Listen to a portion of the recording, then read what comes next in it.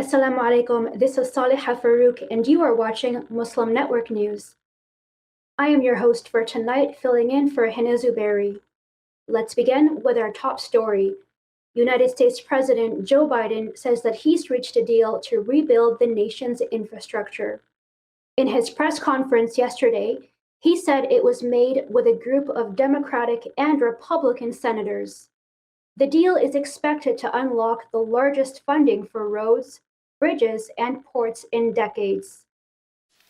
I'm pleased to report that a bipartisan group of senators, 5 Democrats, 5 Republicans, part of a larger group, has come together and forged an agreement that will create millions of American jobs and modernize our American infrastructure to compete with the rest of the world and own the 21st century. I want to thank them for working together. Democrats, led by Senator Bernie Sanders, plan to accept a scaled-down bipartisan package. However, they are also attempting to pass a larger partisan reconciliation plan.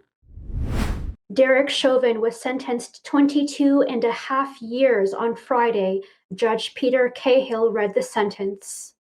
As sentenced for count 1, the court commits you to the custody of the Commissioner of Corrections for a period of 270 months. That's 270.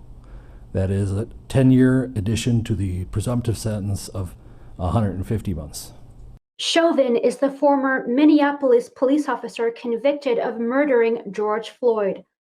Following a month-long trial in April, he was found guilty of all 3 criminal counts. These were for second-degree murder, third-degree murder, and second-degree manslaughter. Floyd's murder led to a nationwide protest last summer, demanding an end to systemic police racism and brutality. The case was supervised by Minnesota Attorney General Keith Ellison. Chauvin also faces federal charges. Civil rights leaders Reverend Jesse Jackson and Reverend William Barber II were arrested this week during a Capitol Hill protest. They wanted the filibuster abolished. GOP filibuster caused the Voting Rights Act to fail in the Senate this week. U.S. Capitol Police arrested the longtime African-American activists for crowding and obstructing. President Joe Biden has promised to protect Afghans who helped America. The U.S. plans for a complete withdrawal from Afghanistan by September. This means those who assisted America during its occupation of the country are at risk of reprisals. The operation is expected to include up to 50,000 people. It will include their family members. Do you know anything on these reports about moving Afghan nationals to other countries who helped during the war? They're going to come. We've already begun the process. Those who help this are not going to be left behind. The Taliban are already declaring victory. On Wednesday, they took over control of the Afghanistan-Tajikistan border crossing. This is Mullah Misbah. He is a Taliban commander and director for public health in the Ghazni province. He was interviewed while visiting a hospital during a training by the International Committee of the Red Cross. الله تعالی په افغانستان کې یو اسلامي شرعي محمدي قانون که خدای کول راځي او دا به تطبیقیږي او موږ سل په سل کې امریکایان که پاتې سي هم خامخا به بیا هم وځي او دوی شکست خوړلی ده. The Red Cross is training the Taliban to provide first aid.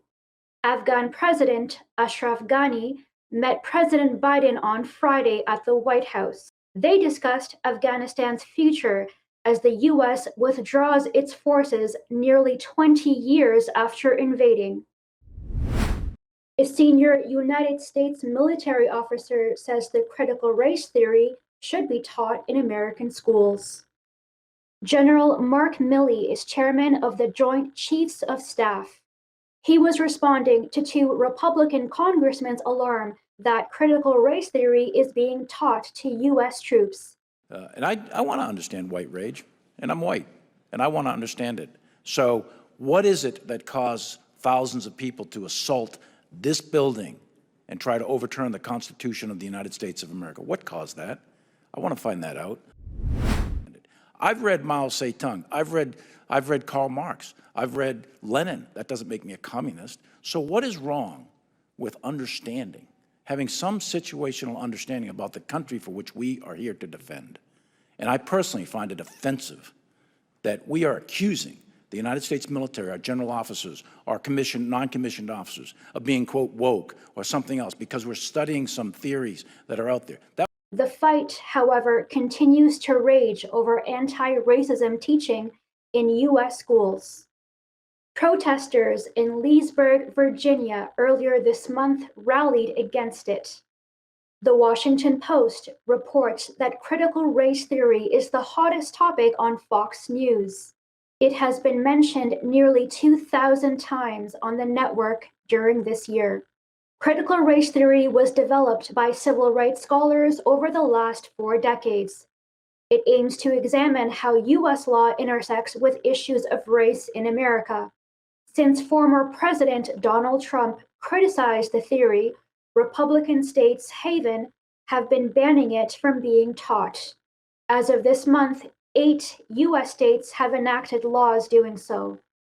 9 others are in the process. Rescue teams early Friday combed through the rubble of a 12-floor apartment near Miami Beach. The death toll rises to 4, with 159 people still missing.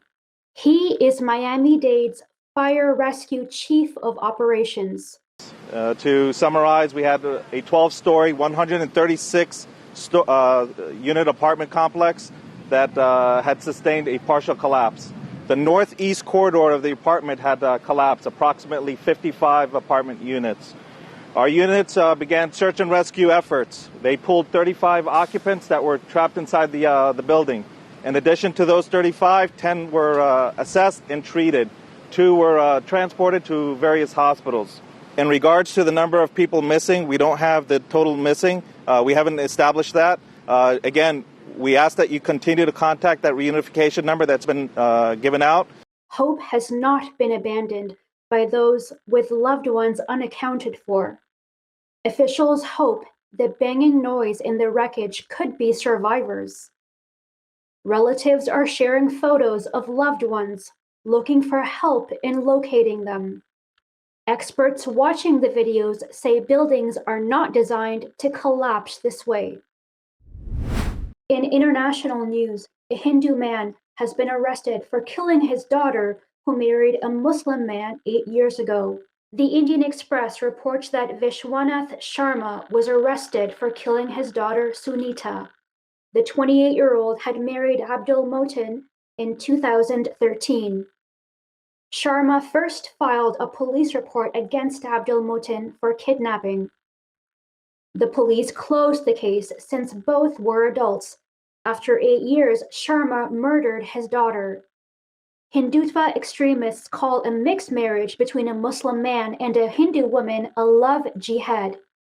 They often take the law into their own hands to prevent or punish it. On Wednesday, 2 sisters in Edmonton, Canada were attacked by a man with a knife while walking. One was knocked unconscious, and the suspect is still at large. Investigators are seeking the public's help in identifying the suspect.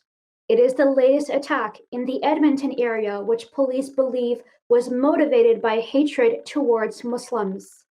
Canada is seeing a rise in Islamophobic incidents. Earlier this month, a Muslim family was killed after a white supremacist ran them over near an intersection in London, Ontario.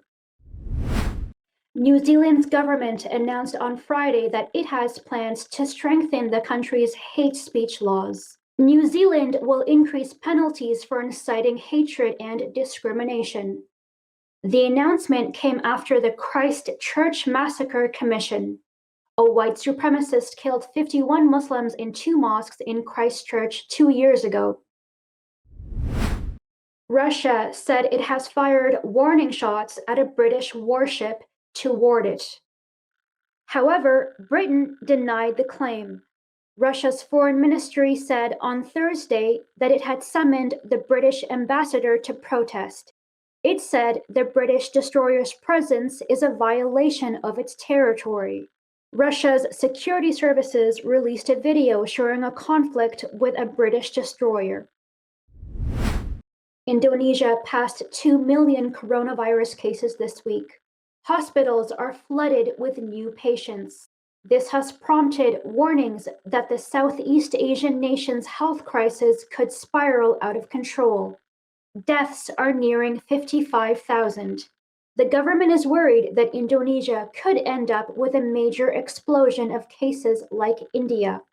The highly infectious Delta variant, first identified in India, is spreading in the country.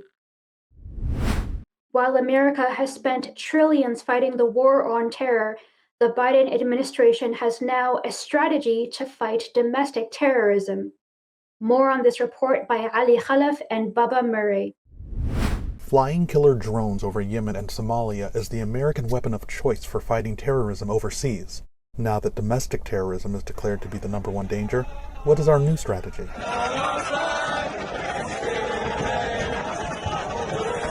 Will America be flying killer drones around Capitol Hill? Will we have helicopters chasing white nationalists in Virginia?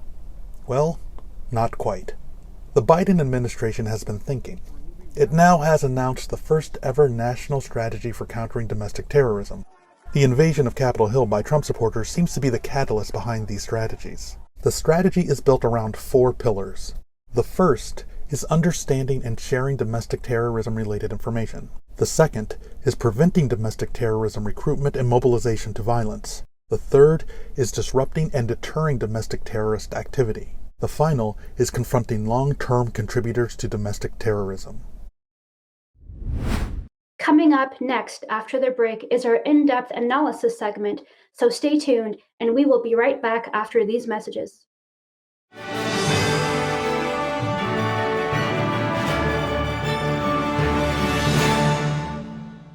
If I could be you, and you could be me for just 1 hour. If we could find a way to get inside each other's minds. Walk a mile in my shoes. Walk a mile in my shoes.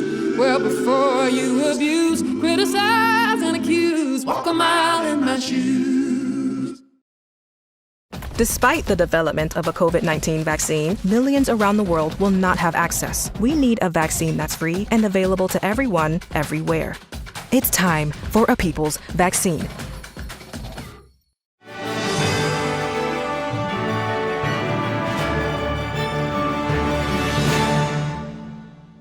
Welcome back. Today, we are happy to be joined by Tibetan activist Ledon Teton, and we will talk to her about the No Beijing Olympic 2022 campaign. Thank you so much, Ledon, for joining us today. In order to respond to the growing worldwide pressure to boycott the 2022 Beijing Olympic Games, there is this general idea of a partial boycott. You wrote about this in your blog. Why would a partial shunning of the Games be problematic at this time? We are happy that the international community, global governments, and people are talking about boycotting the Games at all in any way. We think this is the very least that could be done, say a diplomatic boycott. So where governments and world leaders don't go and don't take official delegations in that sense, like they would to a normal Olympic Games being held in a place where there aren't massive human rights violations, crimes against humanity, and genocide being committed by the host nation. In this case, though, what we are saying, and by we I mean a coalition of Tibetans, Uyghurs, Southern Mongolians, Taiwanese, Hong Kongers, Chinese rights activists, and our supporters around the world, we are pushing for a full boycott of the Olympic Games because we think genocide has to be the red line. Crimes against humanity have to be the red line. And in this case, I think the only reason that people are uncomfortable with the full boycott is because, of course, the athletes, and that the athletes would lose out on this opportunity to compete in the Olympic Games, which they've been working for their whole lives. I think what we would say is that the situation is so dire and so severe, and the Chinese government is using the Olympic Games for political purposes. They want to host the Games to have this legitimacy and this sort of international seal of approval on their policies. And therefore, the games sadly just cannot go ahead. People, athletes, the general public cannot go sit in the stands and just have a games as normal, applauding the athletes for their sport, their prowess at their sport, their achievements on the playing field, when literally just out of sight of the cameras, the Chinese government is committing genocide in East Turkestan or against the Uyghur people, and also crimes against humanity and trying to eliminate Tibetan identity, Southern Mongolian language and culture, and just destroying Hong Kong. That this is really too much. That there are really no partial, elegant solutions. There's really just people should not participate, or they will be unwittingly endorsing these terrible policies of the Chinese government. The Olympic Games normally engage athletes under their core values of friendship, equality, and respect, among other values too, of course. If Beijing ends up hosting the Games next year, what are the long-term implications on minorities impacted by the harmful policies of the Chinese Communist Party? I mean, I think it just says, if the games go ahead as usual, while China is known to be committing genocide and engaged in crimes against humanity and this all-out assault attack on Tibetans and Hong Kong democracy and Chinese citizens, rights activists and faith communities themselves, I think it just says to the Chinese government, you can do whatever you want and there will be no real consequences. And that's terrifying, because if you think about 2008 Beijing, the Chinese government hosted the Olympic Games in Beijing. At that time, the main issue on the table was Tibet, because there was an uprising, there were massive protests and then a crackdown inside Tibet. There was global attention on the Tibetan issue, and people were talking about China's human rights record. But there was this general idea that China made promises to improve the situation. China should, have this moment really come into the community of nations in this sort of special way, as an Olympic host, and things would get better. And we've seen the exact opposite happen. The situation has gotten so much worse. I think if you go back to the 2008 games and if you went to people and said, Hong Kong is going to be under attack and the system of democracy, rights, press freedom in Hong Kong is going to be completely obliterated by the time the 2022 next games roll around that China could host, people would say that's impossible. That's crazy. Hong Kong is one of the most successful, powerful centers of finance in Asia. There's just no way the Chinese government would do that. And look at where we are today. That there would be 2 to 3 million Uyghur Muslims and Kazakh or Turkic Muslims in essentially concentration camps or internment camps in East Turkestan under Chinese rule. To tell people that back in 2008, they would say, you're crazy. China would never do that. They're not going to go that far. And look at where we are today. So where do we go from here? This is our question.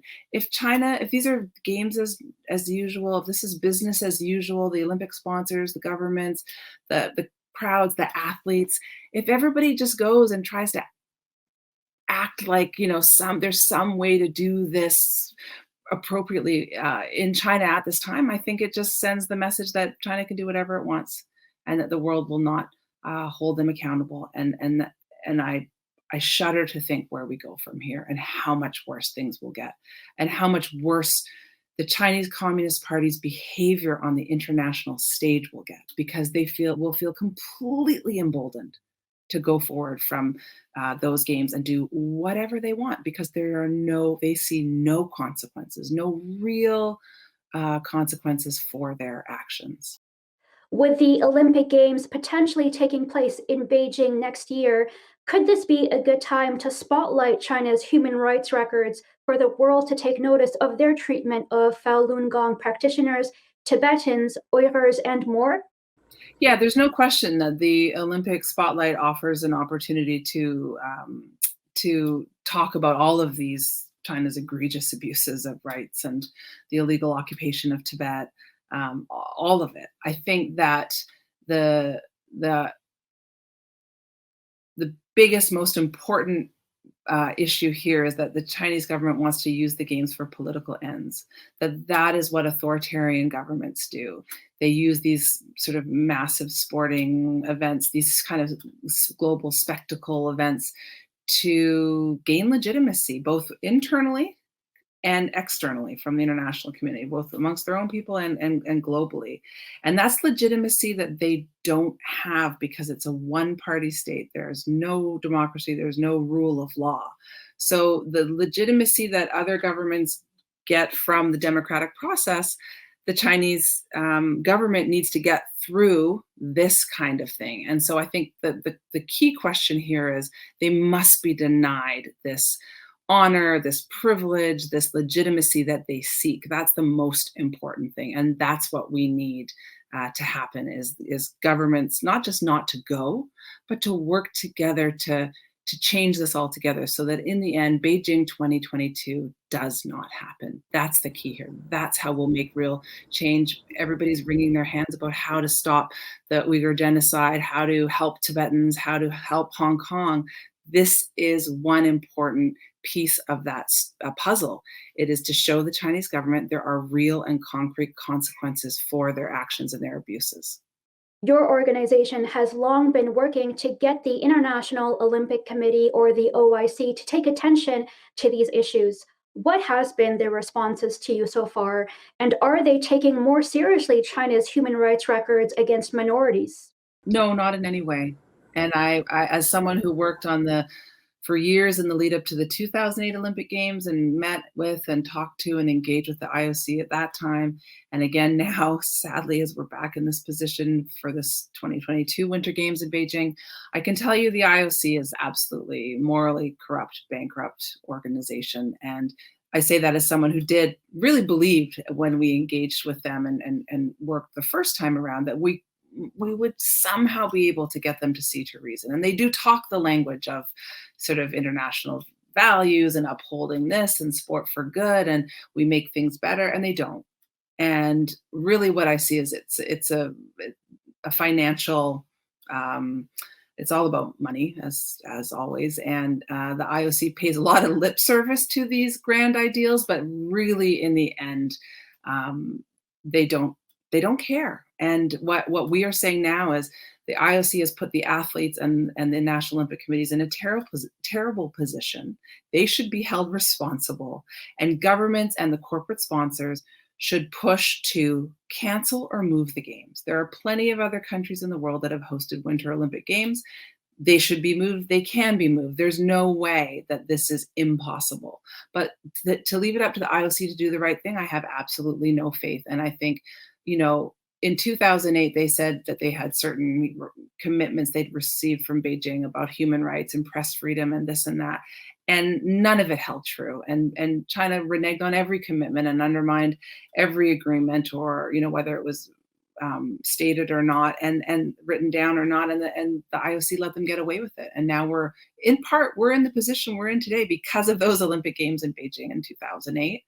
And in this most recent process, again, I've just seen the IOC completely deaf to the realities of the world. I mean, to be saying in the age of Colin Kaepernick and Black Lives Matter and this much more politically aware generation of sports fans and players themselves and athletes, to be saying that sports and politics should be kept separate is just not just tone deaf. I mean, it's ignorant and it's ludicrous. And the IOC is not equipped to deal with this situation. So that's why governments and corporate sponsors should step in and do the right thing. And I say NBC, the official Olympic broadcaster, is included in that, at the top of that list, because they provide the most money to the IOC of any of the corporate sponsors by far, and they have the greatest responsibility to see that these games, that something changes, whether it's a boycott, whether it is that the games get moved or delayed or canceled altogether. There's really the responsibility is on NBC's shoulders, I think, at this point, as well as global governments. Thank you so much, LaDawn, for joining us in our show tonight. Before moving on to our next analysis, let's take a quick break. We'll be right back after these messages.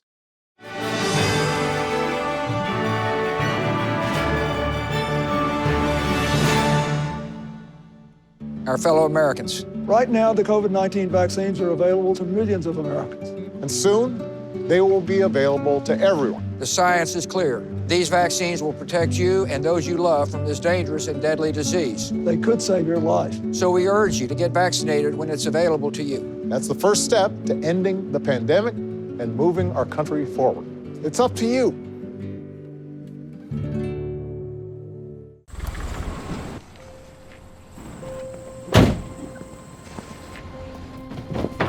Dad, they took over my bedroom. Come on, come on. Okay, Dad. 1, 2, 3. Dad!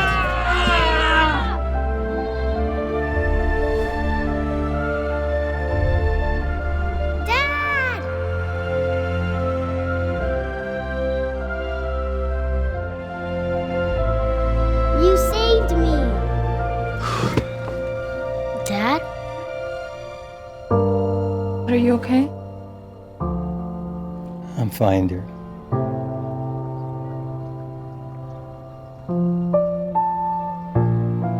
Your hero needs you now, and AARP is here to help. Find the care guides you need at aarp.org/caregiving.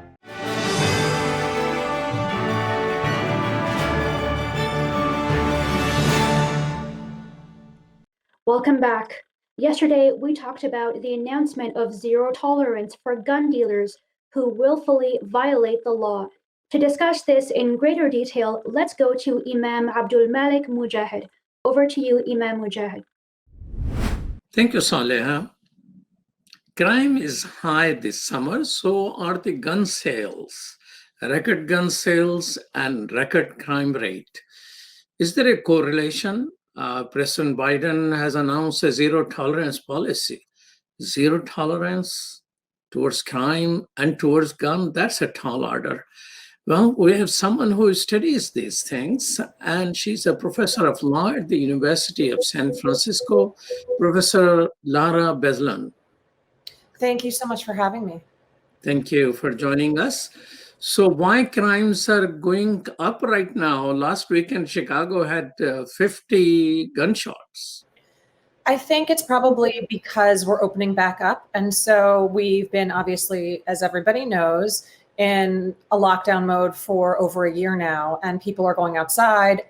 Generally speaking, also, and this has nothing to do with COVID, crime rates tend to rise in the summer. I think that has something to do with how hot it gets and tempers flare. So this is actually somewhat statistically normal, but it may be exacerbated by the fact that crime rates were relatively depressed during the height of COVID. But people are buying guns also at record level. Does it have something to do with more guns, more freedom? And, oh, I didn't commit some crime last year, so let me do it now. I think that the gun problem in this country is completely out of control. And there are at this point more guns than people in the United States. Some people own multiple weapons. Some people own guns legally. Many people own guns illegally. And yes, the more guns there are in the culture, in society, the more violence you're going to have. The statistics show that, excuse me, guns are much, much more likely to be used not as self-defense, but actually, or for something like hunting, which is a sport, but in fact could accidentally go off or be used in an argument or a fight, quickly escalating it into something fatal. And so that's a real problem in this country. And there's multiple reasons for that, including our very permissive reading of the Second Amendment and the refusal really at the federal or most local and state levels to have real checks on gun control. So President Biden has asked cities to use $350 billion, which was sanctioned through the relief program for the cities, to hire more police. Do you think more police means less crime? This is a really complicated question. And as someone with deeply progressive values, I struggle with it because when I hear him say, there's this money that we've allocated states and local governments to help you fight COVID.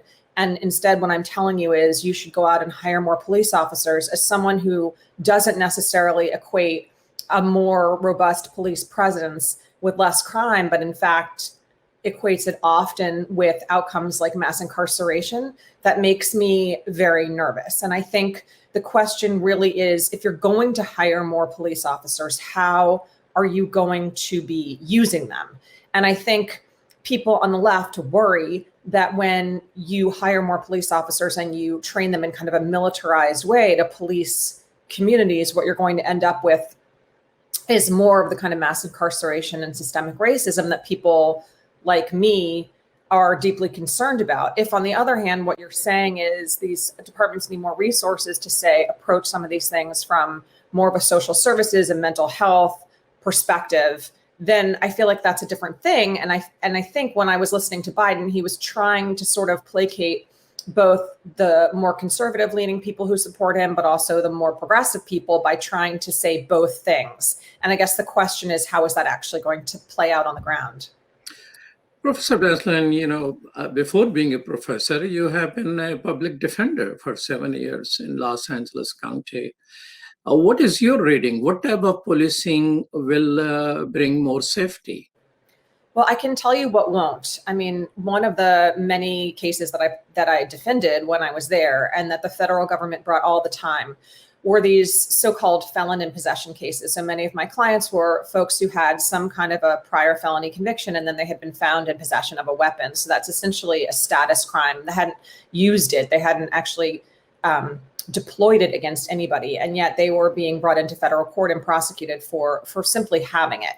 And I guess for me, looking at those cases and why the federal government invested so much time and energy in them, I really question, was that keeping all of us more safe, when oftentimes my clients were people who, yes, they've made mistakes. They also lived in high crime, low income neighborhoods. And often this was about their own personal safety. So when I hear Biden kind of reference back the 90s and the early 2000s, which was when I was a lawyer in court with these cases, it makes me nervous because I don't think that was effective.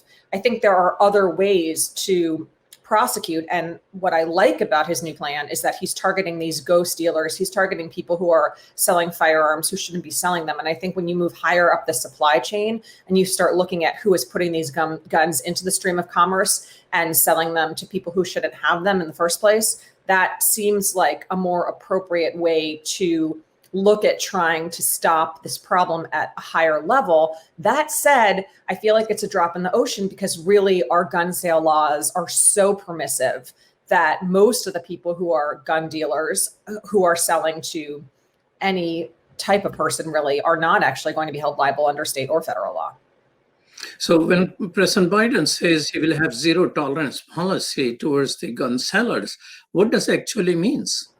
I suppose what he's saying is, look, gun sellers, if we catch you doing things you're not supposed to be doing, selling to someone who, say, has a felony conviction, selling to someone who has a documented mental illness, selling in violation of any kind of state or local law, we're going to prosecute you to the fullest extent of the law and try to send a deterrent message. That's what I hear him saying. And it's not necessarily that I have a problem with that. It's just going back to my earlier point. I'm not really sure how big an impact that's going to have because I really feel like we're talking about, statistically speaking, relatively few people. Most gun sales are legal. In 2020, about 300,000 people were refused through the background check system that you cannot own the gun. Do you think some of these people are going to go buy without the background check? Is it easy to purchase a gun without a proper process? I think there are many, many people who are so determined to possess a gun for many, many different reasons that they will not be deterred by the law. And I do think, obviously, the zero tolerance policy is important in those cases, right? Because you don't want those people to be in possession of firearms that for various, probably very good reasons, they're not supposed to have. So I think that part of the policy makes sense. But I also think that the problem of gun violence in the United States and the problem of gun sales and the problem of gun possession is so enormous and complicated and multifaceted in ways that you and I could talk about that I just don't really think that this zero tolerance policy, while announced to great fanfare and sounds really aggressive, is going to actually make that much of a difference. So you're a skeptic of it, but there may be other people who are a skeptic of his announcement, which seems to have not created much headlines either. So politically, probably it's not going to help. Is there any effort in the civil society, like a person like you who has been a public defender, knows what goes on there, and then you have become a researcher and a scholar and a professor in the field of law? So are there some people who have similar background? Can they come together and come up with a independent commission which recommends what will reduce the crime? Because a whole lot of people are concerned about crime. You know, in the democratic New York, where only a Democrat most likely has a chance of becoming a mayor, a former police officer is fighting to stop crime, and he is the front runner. So this seems to be something people are looking for. But can there be some life put into based on research, based on experience of people like you? So that's a really great question. And we're at such an interesting moment in our country right now, because as you say, we just had this election in the mayor's race in New York, and the candidate who seems to be the candidate who's going to win is a man named Eric Adams, who was a former police officer and has said positive things in the past about very controversial policies like stop and frisk, which was held to be unconstitutional, and it stopped mainly Black and brown young men over 700,000 times to little effect. He's also said some things to sort of placate the left, but basically he's presented himself as somebody who can establish law and order. And interestingly, right now, that is the number one concern for New York voters. And so I think a lot of people like me looked at that election and looked at the DA election in New York that was happening at the same time for Manhattan DA, which is a very, very powerful position, and thought the progressive movement that's been reaching across all corners of the United States is going to have this moment in New York. And that's not what happened. It's not what happened at all. There were very progressive people running for district attorney, running for mayor in New York, who had platforms that were not explicitly about defunding the police, but certainly about reallocating resources around things like social services that you and I were talking about before, rather than this kind of traditional police presence. And those candidates lost. And I do think it's really interesting, because what we had before that were a number of people running and winning, at least in prosecutorial roles, across various cities: San Francisco, LA, Philadelphia, St. Louis, Boston, who were saying, we are running on a decarceration platform. We're running on a platform of letting more people out of prison. We're running on a platform of not prosecuting certain kinds of crimes. And already you're seeing this very strong pushback, because when crime rises, people get nervous and they see it as something that's a direct threat to themselves, even though most likely it's not. And even though the rise is somewhat incremental, and even though it's a much more complicated statistical analysis. And so then you see this pendulum swing back. And I feel like that's the moment that we're in. If you ask me, I do not think that returning to the policies of the 90s and the early 2000s is the way to go, because I think that we've seen from the research, the empirical data, that doesn't make us less safe, that doesn't cause crime to diminish, and also that it decimates communities, because essentially we're taking a whole segment of society and throwing them away because of the draconian punishments that Americans love to impose. If you ask me, I think we need to let this current progressive decarceration movement play out and see if this other method works, which is essentially to talk about what are the root causes of crime. And rather than attacking it on the back end, try and look at the front end, try to get people into Head Start when they're kids, try to focus on education, try to focus, certainly when they're young people getting in trouble in school, on alternatives like restorative justice rather than sending them to juvenile hall. Certainly thinking about how long does someone need to be in prison, even if they need to maybe be isolated for a certain amount of time. If you send a 19-year-old away, do you need to send them away for 60, 70, 80, 100 years? I mean, it just does away with the idea that people are capable of growth and change. And so to me, reverting backward, because we're in this moment where people feel, whether rationally or not, that there's some kind of rising crime peril, is the wrong way to go and reactionary. But where will that conversation take place, where people can come to some sort of a consensus. I mean, in America, where people are left and right is not talking to each other, where domestic terrorism has become a top priority for the administration, for military, and for everyone. I hope they will not be having killer drones flying in our neighborhood. But is there a way for people to talk in the civil society who are more concerned about the safety and who are more concerned about the smarter way of keeping everyone safe, including those who we lock them away?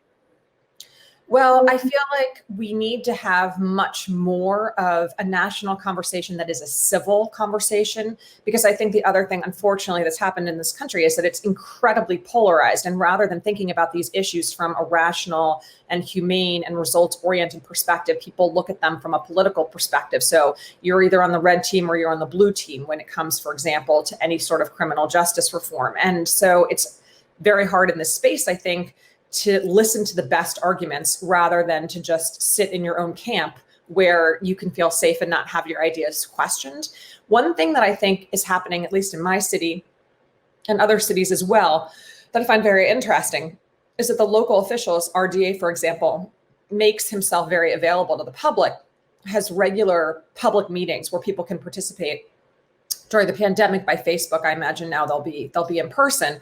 And basically he just takes questions from the community. And I saw that happen a bit too in Philadelphia. There's a really interesting documentary called Philly DA that I recommend to your viewers that charts the first year and a half of this reformed DA's career in Philadelphia. And you see him going to these meetings and hearing from his constituents, but also really interacting with all of the various players in the city. And I think the more discussion we have, the more open forum debates we have, the more these public officials avail themselves of the citizenry, and also, maybe even academics who have some practical experience and wisdom to share, the better off we all are. It's just really a question of getting people to engage in that conversation in a way that they're coming to the table in good faith, rather than, I think, pushing their own agenda to the exclusion of being able to listen to anybody else's idea. Well, thank you so much, Professor Lara Beslin, Professor of Law at the University of San Francisco. Thank you. Thank you so much for having me. Back to you, Saleha. Thank you so much. And that's all from our Toronto studios tonight. Thank you for tuning in. You can find previous episodes and more on our YouTube or our Facebook pages. For more content, please keep watching Muslim Network TV or visit muslimnetwork.tv. Assalamu alaikum and good night.